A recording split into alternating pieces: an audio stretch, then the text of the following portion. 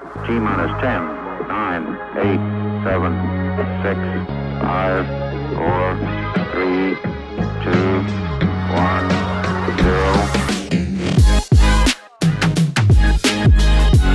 1, 0. Welcome, ladies and gentlemen, to another epic episode of the Midheaven Podcast. It is, of course, your favorite Hermes-Hades duo. This is the Peace Dealer. Hello, everybody. I'm Candice Marie. Thank you for joining us for another episode of the Midheaven Podcast. Let's get it. We are stoked to be back. I have so much stuff I want to tell you. I haven't seen you in a week, and I missed you. It's been a long time. Okay, number one, big news. Trump actually did start his new media company. We were talking about this a couple episodes ago. I only heard that once. Someone asked, did you hear Trump launch this? And I was like, no, Guess and what I it's just called? dismissed it. What? Guess what he's calling the network? Ready? I'm sending you the message. Ready? Ready? Joe cheated. He's calling it Truth. Yes! He's calling it Truth. That's what he's calling it. The inner Gemini in me is just Truth Social. Overwhelmed by trolls in first hours. The Pisces Square, the Neptune Square has begun, and the controlled opposition. You know what though? I mean, it's based off of his eclipse that he had this last year, and it's also, I think we're going to see a lot with Jupiter going into his 7th house. I mean, I feel like he's definitely. I'm just neutral at this point. I think everybody's a piece of shit, but like literally him having those transits, it may produce like quite a bit of visibility for him. Now, is it a conservative Republican cult? Probably. It is Jupiter Neptune. It's going to be a little bit of everything, because what President Trump is good at doing is having his haters be his fans. So they'll probably be, liberal or just opposing people on there just to be on there and just to like troll the conservatives or, I bet you they do something where they like give him a backdrop where he can like do his like live check-ins and it looks like the Oval Office still. Like, I bet he's going to do some, like, crazy shit like this, and he's going to be like, my fellow Americans. Like, he's totally going to ham up that whole ex-president thing. Hacked. Oh, so we're reading the headlines live. What did it say? Within hours, Trump's Truth Social hacked. This is so good. This is Mercury shadow This shit, is some fucking hilarious stuff. Yeah, because we're still in the shadow, and the squares are happening right now. Apparent breach of open source software terms. They may be sued. So it's safe to say, like, Trump, do you need an astrologer? You should give us a call. I mean, if you're going to launch stuff. I'm not worried about his launch as much as if he were to do that type of, like, live, which he's going to do. CNN is just going to be punching their fist in I'm just like waiting for it. Okay, so that happened this week. Kanye is now yay. And he has the best haircut I've ever seen in all of haircut history. What? Yeah. Have you seen his new haircut? No. Can I get an image on that? It's a masterpiece. It's unlike any. Oh wait, is it the one that looks like somebody took clippers to his head blind? And it's innovation. It's called art. It looks like the Jackass haircut where they would just wait till you're sleeping and they'd be like, no, it looks like they take your eyebrow off. It looks like an artistic masterpiece. That looks like a fucking train wreck. It looks like an artistic. He looks like he's a balding 50-year-old black man. No, he looks like an innovative genius that had an artistic. I want to know who sold him that haircut, because it was probably $45,000 because it's such a good haircut. Okay, and it is worth. You know what money. though? If people start doing this, did Chris Brown troll him? He got the punishment haircut. Oh my god, I'm already crying. We just started this episode. Okay. Oh my god. Wait, what does that say? Stevie Wonder did not cut his hair. Okay? You will respect his haircut and understand modern innovation. He's fucking blind. No. These people don't understand what a good haircut looks like. And he's pushing the boundaries Do you think that's on a good haircut? I think it's the greatest haircut I've ever seen. Grow out your hair and I'll cut your hair in a month. Oh, hold on. It's art. It's art. Hold on. Okay, if you guys want me to cut Mike's hair, please leave a comment below. Let us know. Not the same. It's the same. How is It's it art. the I'm an same? artist. I cut hair. Didn't you know?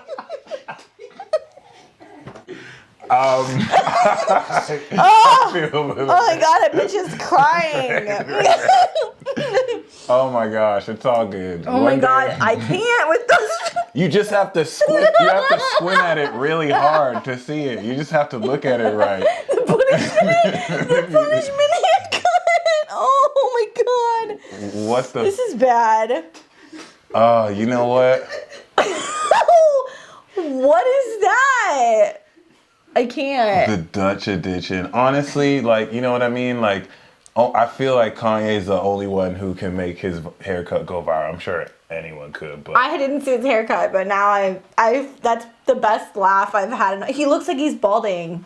He looks sick. You're not looking at the haircut for what There's not it much is. to look at. He's got a mask on in that photo, and then all you see is his eyes and his bad haircut. The mask adds to the and it aesthetic grows of the out haircut. like he's a It's 50-year-old balding black man. It's like a contrast. It's like It's bad. That looks like able he's to- got a disease. if mutable signs were a haircut, but like it looks like You know, like when a dog has mange and it's kind of like all coming out in clumps. That's what Kanye looks like. This is lies. What you're seeing on his head is Welcome to Trump's Truth Network. literal where masterpiece. we tell you the truth about. no, we don't need to talk about the God Trump, who is our president, our savior Jesus, who is coming back. He's coming back for us. But we need to talk about modern innovation in a hairstyle. And I just want to give it up to these two Geminis for just once again killing the game. Okay, that's the wealthiest black man ever. If he wants to put a lawnmower to his head, then that's what he's gonna do. Wait, he has more money than Jay-Z? Yes, he's the More than well. Jay- Yes, Oh, okay. he's like $6 billion, right? More than Jay, because Jay had more than him for a while. Yeah. Even when he was dead and dead. Well, that's what and, happens when you get divorced from Kim K. So, you know. and he's still like probably still the wealthiest. And if he got like royalties from ideas he did, and then I didn't realize how much he upgraded Kim. I thought it was the other way around, but then I remember. I heard he was having to sell some of his houses in the Jupiter's divorce or something. He got rid of his ranch.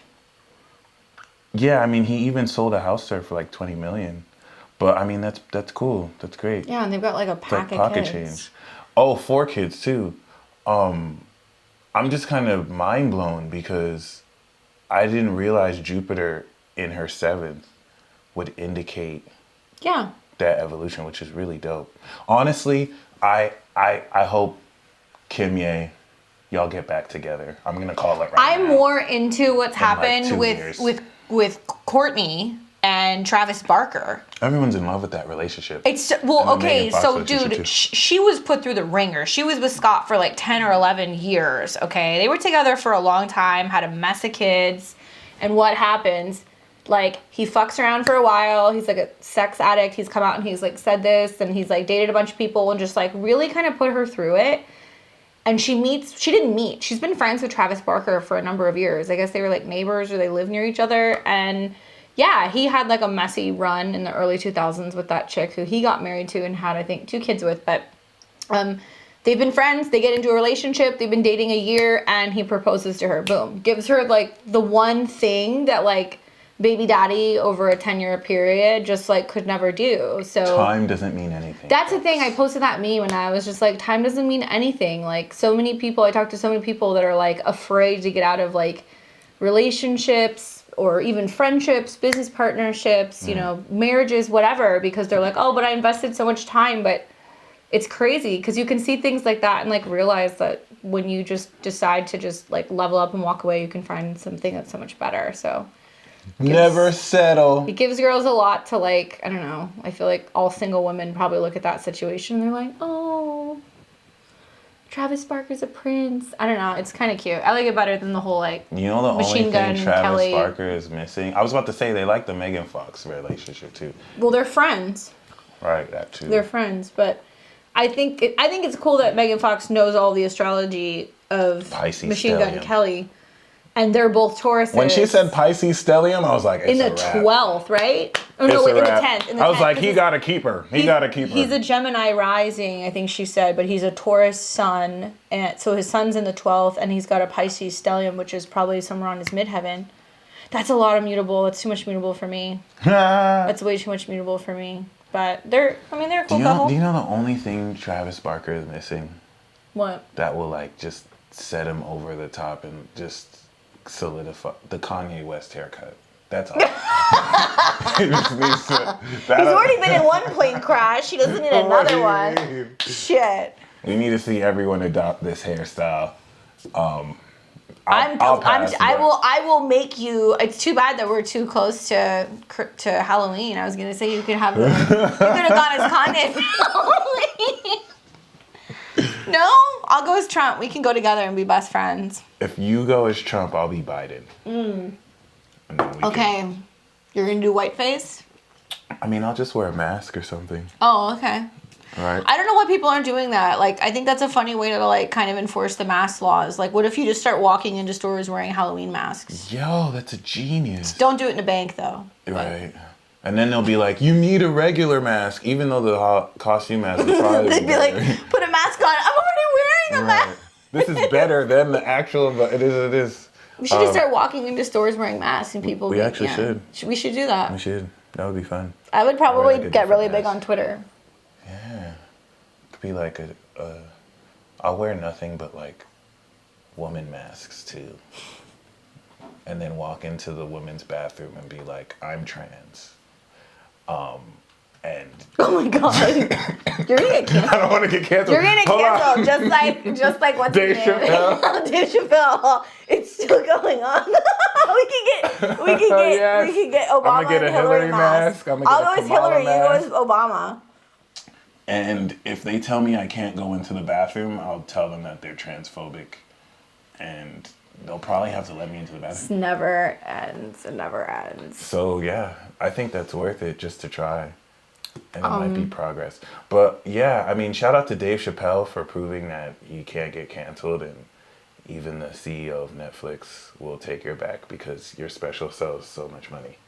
And thank you for being an inspiration to comedians who still aren't afraid to, you know, be slightly offensive, because he wasn't even really offensive. He was maybe just a little bit. I don't know.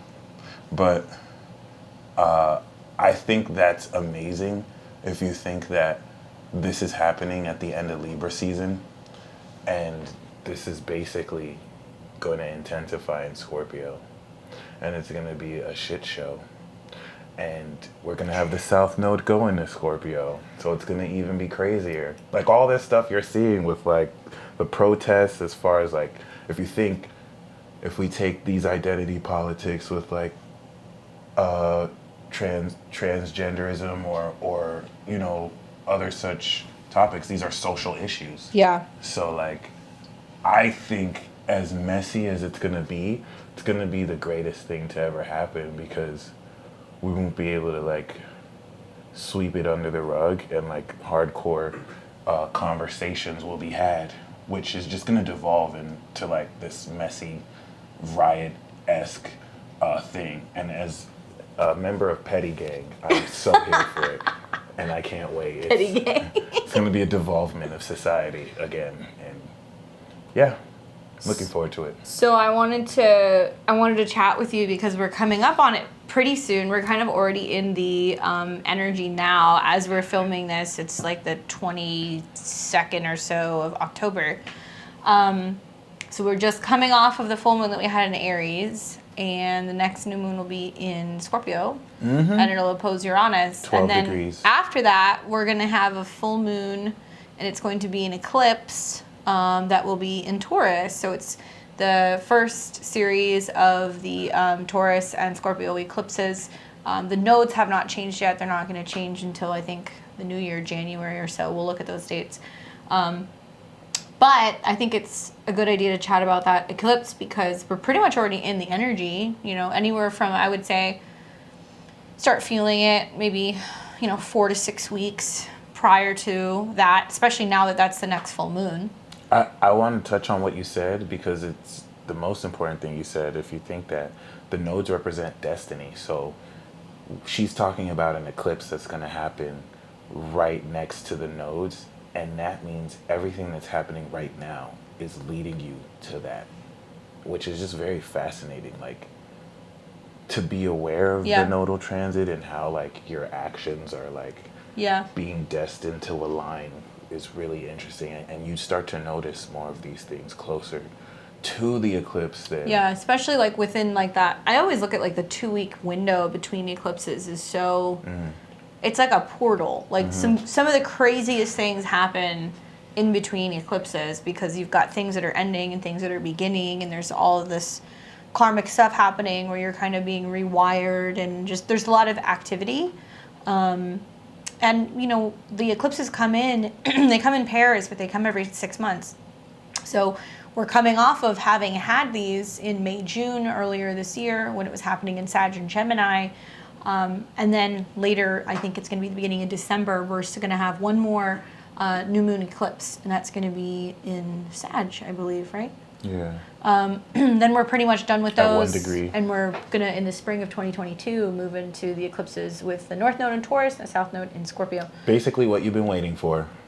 I'm really excited. I feel like it's going to be like the Thunderdome, because of the squares to Uranus. Or not to Saturn, but the nodes will touch with Uranus. But shout out to you Leos. It's going to be a wild storm. it already has been. Oh, yeah. Especially Leo risings. They've been really kind of just especially going Leo through risings. it, Virgo rising, I mean, you're next up, so I'm sure you're feeling it too. Yeah, the Jupiter Neptune and the also Neptune. the squares that they were dealing with, and a pretty crazy Mercury retrograde that you guys also had in your 10th in the midst of that. That was really wonky for Virgo risings, but definitely excited. So we're gonna have the eclipse. It looks like it's gonna be on the 19th of November 2021, coming in right around 1:46 a.m. That's Pacific time. Is it 27? Yeah, so exactly. So it's going to be right around that time. Do you want to talk about what eclipses can symbolize, especially an eclipse like this? A full moon eclipse? Yeah, that's a really good question, because I've come to learn that, I mean, every eclipse is different, but like these obviously are, in some cases, life-changing points that really, I like to say, or like Candace said, step you through a portal and take you into the next lesson. But if anything, it's really establishing the next karmic lesson of fate, and what, especially depending on what house it's in, you're destined to, accomplish. But once again, I feel like, depending on the state, if it's in Cancer, it's what you do. In Gemini, it's what's happening. But since this is in Taurus, and it'll eventually complete its cycle in Aries, the presence of Uranus in Taurus is going to make this nodal transit unlike any other nodal transit, that we're not going to even experience what we normally do in eclipses. Just like you said, like the Thunderdome or the Superdome. Yeah. It's just going to be on a whole nother level, and it's going to establish a brand new way of maybe in Taurus spending. So this is going to be the cryptocurrency eclipse that you've been waiting for. I'm really excited about this eclipse. Like, really excited. And I'm a Scorpio. This specific one, this right? specific one. Oh, yeah. wow, okay. Yeah, and I like that you touched on finances. We'll talk about like what Taurus means, obviously, and like how that kind of affects the North Node. But I see the North Node as like this insatiable thing. Like, you can't get enough of it, right? Like you want a lot of it. The dragon's head. Yeah, so it's like, it'll consume. So it's like the goal, or what you're really like working towards. So for this particular eclipse, it's a full moon. So it's like everything's coming full circle. There's some sense of this really kind of big buildup of situations. And yeah, I mean, the moon's exalted in Taurus. So that kind of works in its favor. Yeah. Equally, this is a moon. This is a moon that's ruled by Venus, and at the time, Venus is in Capricorn, so it's not too bad. It's sextiling Mars Before it's retrograde. Yep. Yeah, it's within the shadow, because I think it retrogrades back to about 11 degrees. So it's in the shadow, so it's setting up, but sextiles Mars and Aries. Mars and Scorpio. It's not half bad. But I think the big reason why I like this is that it's got a square to Jupiter, right? So it's big. There's going to be big things that are going to happen revolving around this particular full moon, especially when it comes to finance, right? The Jupiter in Aquarius, so that can be technological stuff, crypto, all that. But the square to the Sun and Mercury, I mean, whoa, there's going to be some huge tech drop. Maybe, like big innovations, the next phase of where we're going. Also, Virtual this trines Pluto. So, these aspects aren't half bad. Maybe the moon in opposition to Mercury is people not knowing how to express or communicate. I certainly think that the theme is going to be about, also on the flip side, like materialism, greed, consumption, not being able to get enough of something. Right. And I mean, we do have to, you really touched on this on our Joe Biden episode, because he is a presiding authority over during this period. And this is going to be directly near a lot of his rising and stuff. So it would be interesting to see how his administration affects what happens. And I also felt like, even though, like, I really loved, first of all, I love that President Trump dropped this while the North Node was in Gemini, and it's truth, right? But I feel like, even though I've loved the North Node in Gemini and what it's meant for people to just fight censorship and express the truth, I can't wait till it goes into Taurus, because the North Node in Gemini to me is like in Mario, where like you want to open the box, but it's like you have to see which one it's going to be, but it could be anywhere. And when it's finally in Taurus, bam, we know what we're finally unlocking, or people things are no longer up in the air. It becomes physical, right? Yes. So that segue, I mean, when we think about it, it goes from Taurus to Gemini. So you build the foundation in which all of that can all those questions and everything and the learning can take place. But we're going backwards because the nodes actually work like counterclockwise. So it's dropping into Taurus in the new year. So it's giving us a nice little sneak peek and a little preview of, hey, this is what's going on spring of, 2022. Because when that particular degree is activated. That's going to be in Taurus too. Yes. Yeah. She on it. That's wild. Something's going to happen. Actually, we'll see things happen. Also, when Mars opposes this degree, around 26 degrees, we'll see more of like action that's leading towards that. Yep. And then when planets move through Aquarius and they square it. But this kind of tells me things will physically be building really into, Taurus season in 2022. And then we have, the new moon or the full moon eclipse in Scorpio. And we'll look at that down the road. But I've noticed that there's a number of eclipses that are right around like the 12, 15, 16 kind of areas. I don't remember all the degrees right now, but I remember looking at them being like, wow, they're all kind of hitting in this like same place. I might get married. Oh my gosh. My Venus is 14, which is crazy because I don't believe I'm going to get married. But why? It's not that I don't want marriage. It's just, I'm just not sure if that's a thing. Oh, your Venus is the 12. Huh? Yeah. Oh, now, okay. Realistically, I'm just lazy as fuck. And I'm more in love with the idea of love and would rather, like, fantasize a relationship than actually, like, have a real one. But why do you have to get married? You don't have to get married. You can have a relationship without being married. I come from Nigeria. Oh, okay. No, I'm just joking. You're right. I'm like a Uranus Venus, and I'm like, you don't have to get married. Just have a bunch of kids. That was actually I might as well. In fact, I can actually get different women pregnant, and then I can have like Genghis Khan children from all over the world.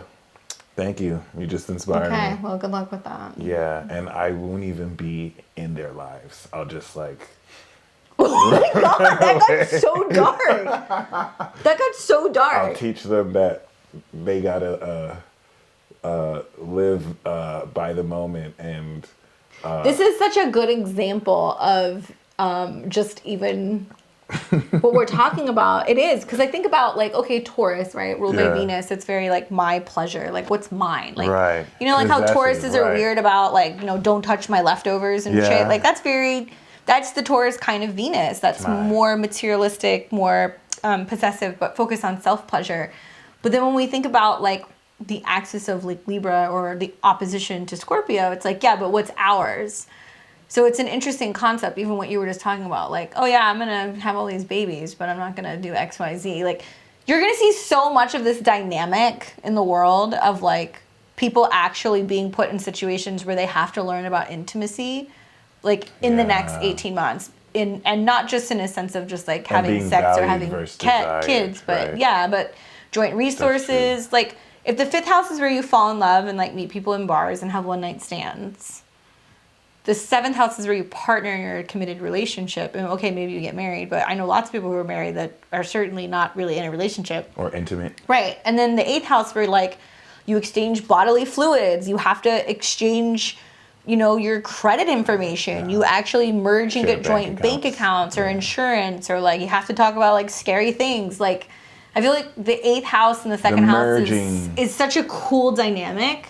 So this is going to come up a lot over like the next 18 months, where people are going to start really talking about not just money like in a surface value, but like, what do we value? Like, do we value just being able to drive down the street and get a cheeseburger? Or do we value more, you know, growing our own produce and crops and knowing where our food comes from and like really working with things and like knowing the source?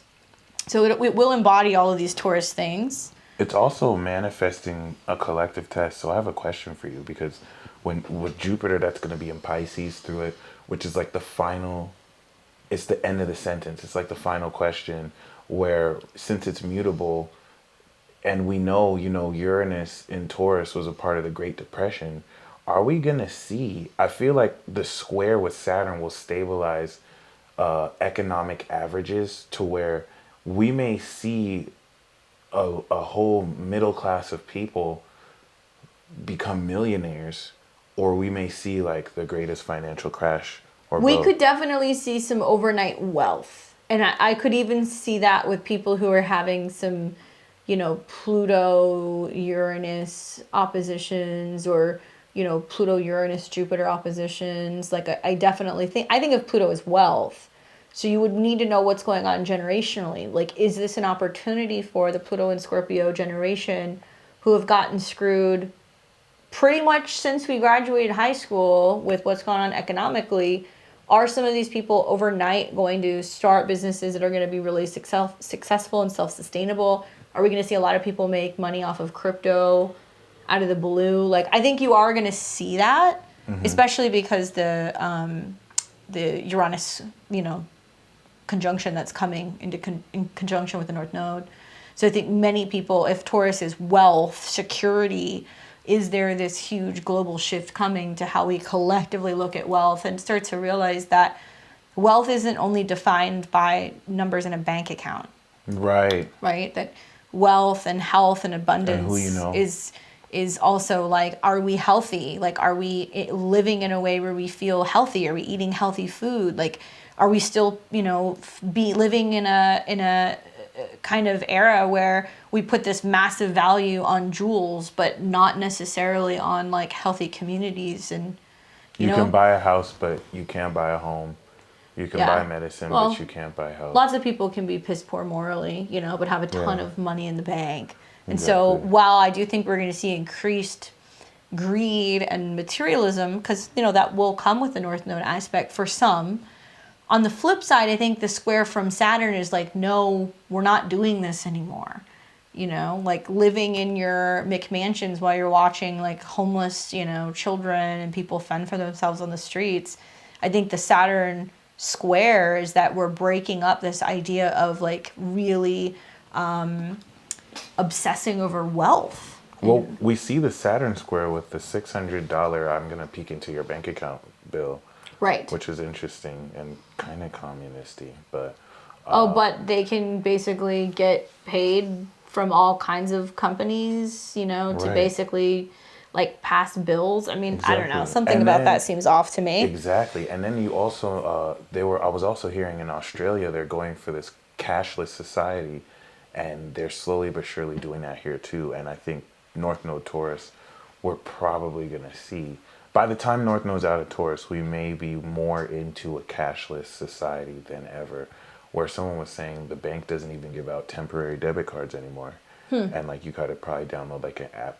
Not that that's a bad thing, because innovation is innovation. Well, and but- Uranus is just going to keep on moving Yeah. through, Taurus, and in a couple years' time, it'll be what, maybe about 2.5 years, Uranus and Jupiter will both be in Taurus, conjunct. And then we could probably look forward to the GDP in like India, China. I'm just looking forward to all that crypto paying out. Fuck. Because there's crypto being established in these nations That's too. when crypto. I feel like by the time that happens, and that'll be, I think, in like 2023 maybe, because it's got to go through Pisces part of next year, Aries fully in 2023, and then somewhere in mid 2023, Jupiter will go into Taurus. So Yeah. that is going to be it. It's going to be that Third world segue, countries won't be third world countries like they used to be. Third world. and those will be the same degrees where this eclipse is happening. Yes. Okay. And yeah, I mean, a lot of third world countries, especially like from South America and stuff, like they just South went and America too, they yeah. just bought hundreds and hundreds of bitcoins, like if not hundreds of thousands, if I am correct. I don't remember the numbers, but basically, it kind of setting up and waiting. And I think that realization that, if it ends up being that, valuable, that could turn some third world countries into a completely different situation and put them on the map and give resources to them that they've never had, or the freedom that they've never had financially to really make themselves kind of. So that being efficient. said, like with all this risk that's in play, if we went through the most devastating economic collapse, which I think is still very possible, then everyone would be fucked. But I feel like what might happen is there might be an intense crash that's followed up with like the highest the economy. Oh, for sure. But I mean, Probably like the biggest I low think and the when you biggest think of high. Uranus and Taurus, Or is hopefully not that the other what's way going to around. happen is that there's going to be an orchestrated crash. Oh, yes, yes, Yeah, I love that. it's going to Like be manufactured. It's going to be I manufactured. totally believe that. It'll be something that either Yeah. is not real, or it's kind of like generated through Yeah. them just creating a crash, so even more people panic. Maybe they just like start the snowball that really turns into a situation to where everybody bails and everything goes out, and that the intention was to do that, to either buy back in and run it back up, or to do that to scare everybody into getting into what would be a bull digital market? currency.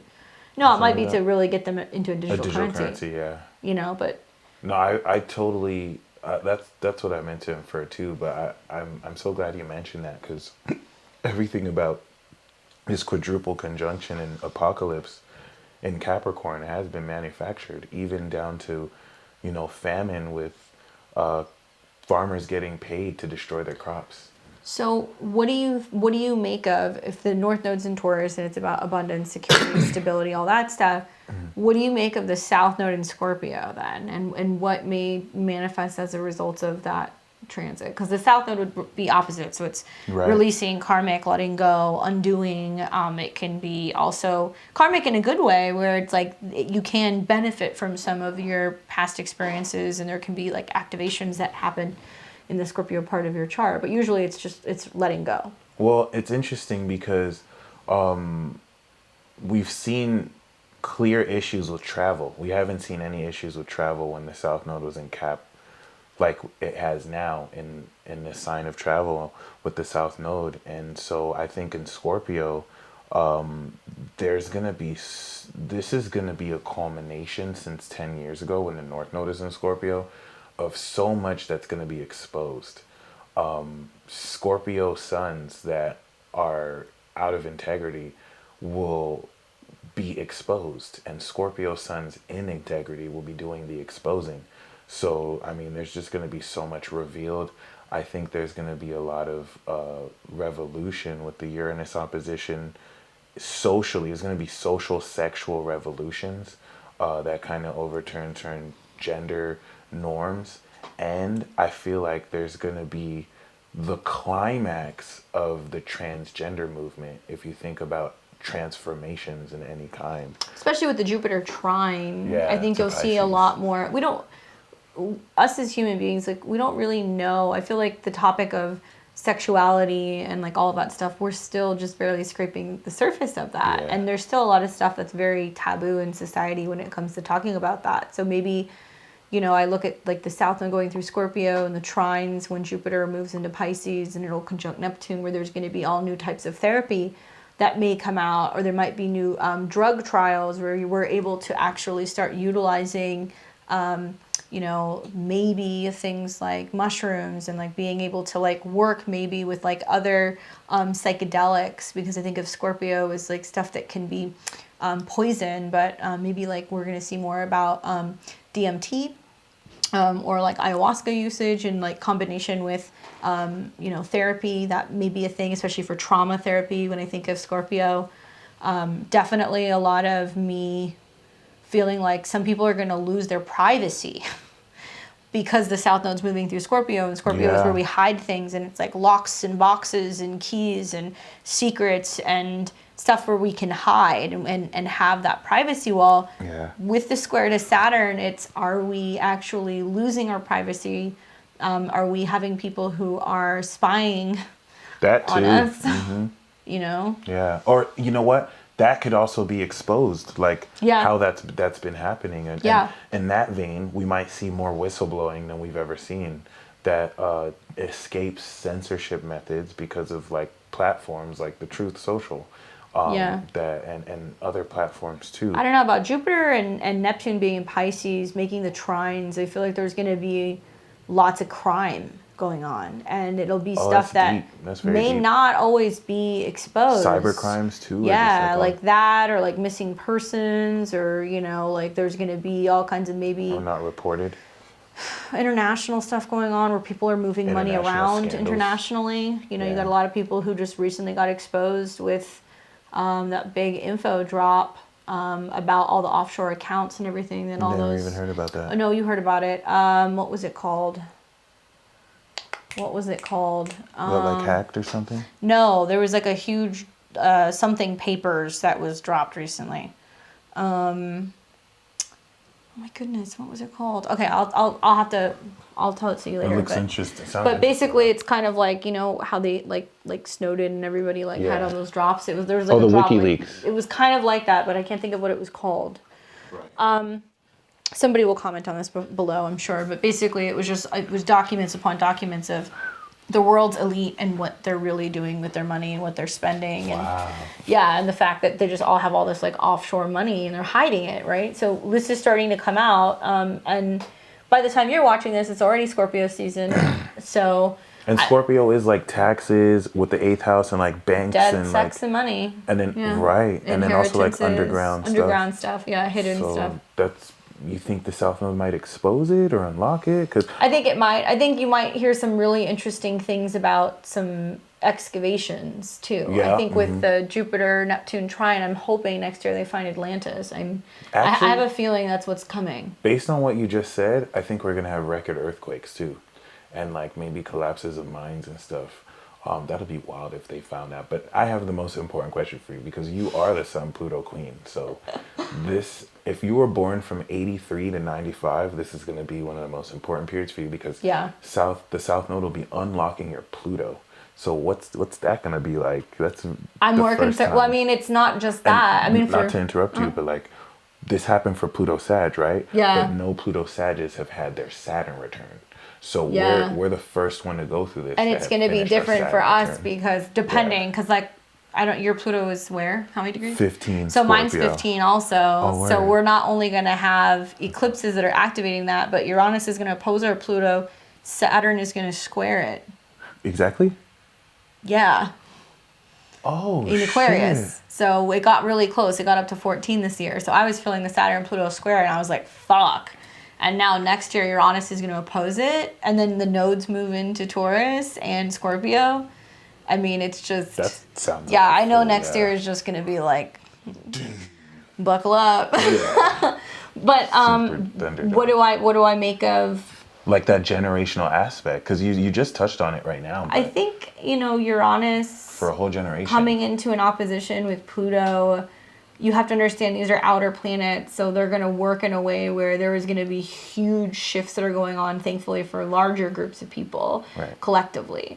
But the Pluto and Scorpio generation is like, we're like cockroaches. Like, we went through the 90s eating the worst food. We definitely have probably been exposed to some really crazy shit. Think about, we grew up watching 9/11 and the war all over the news in the Middle East. We saw a recession. We've seen some shit. So, you know, not much phases us. And I think that when you're dealing with Pluto and Uranus, which is so much about like breaking free and acting wild and like playing out your rebellious side and like being like, yeah, I want to watch the world burn because at least that way we know we can start over. Many of us are going to experience something in this next year or so that's just going to be so radical and so life-changing and so profound and so scary that we have to just like let whatever it is happen in order to level the playing field. Yeah. And it's definitely, when you think about Scorpio, about our security, our savings, our sexuality, our intimacy, and like maybe now we're really being pushed to not focus just on the physical, sexual side of things, but the emotional, spiritual, kind of karmic side being like the more, you know, like Scorpio side. I don't know, maybe we'll unlock something and have all of our superpowers like help us, and maybe like the occult practitioners are what's gonna save the day. No, it's definitely possible. What do you make of Uranus, you know, opposed Pluto? Once again, yeah, I think it's so pivotal because once again, like, we're the first generation to go through this post-Saturn return. So our powers returned, and like Scorpio and Taurus are pure and natural energy. So I think this is going to unlock an unconventional flow of energy and harnessing energy. It's going to be so much physical change. A lot of body transformations that happen to people all around the world. And I think this is going to kind of innovate how people share their experiences, and Reiki experts or people who just deal with energy. People might be going to sleep less. Yeah. A lot of those ascension type symptoms. We're going to also see just like a huge push for like herbalists and people who work with Bach essences and physical massage and cannabis and natural remedies, products, things that come from the earth. With all of those, you know, eclipses happening in Taurus, like certainly Tauruses are kind of on the crash course right now for like coming into like new and otherworldly, new age, spiritual and or astrological stuff. Like so many Tauruses, I think, have been going through crisis in the last couple of years, bringing them to a point where they're like, okay, like there's got to be a bigger meaning to life. And then like all this weird stuff starts kind of coming in that's meant to kind of give them faith. Yeah. But it's coming in like instantly, unconventionally. Yeah, and physical form, things physically within the body. So I'm definitely looking forward to this nodal transit. I think it's going to be, once again, like a climax and culmination of everything since the last time the North Node was here, because then it's going to go through Aries, and that's going to be the conclusion. Like everything that solidifies, we're going to take action on, and by the time it's in Aries, Neptune will get ready to come into it. So this is dope. We know that Jupiter will go through Pisces and Aries during this. So this is coinciding the conclusion of that cycle. And for all of you who've like put in that work to just build your empire and manifest it, I think this is that final manifestation.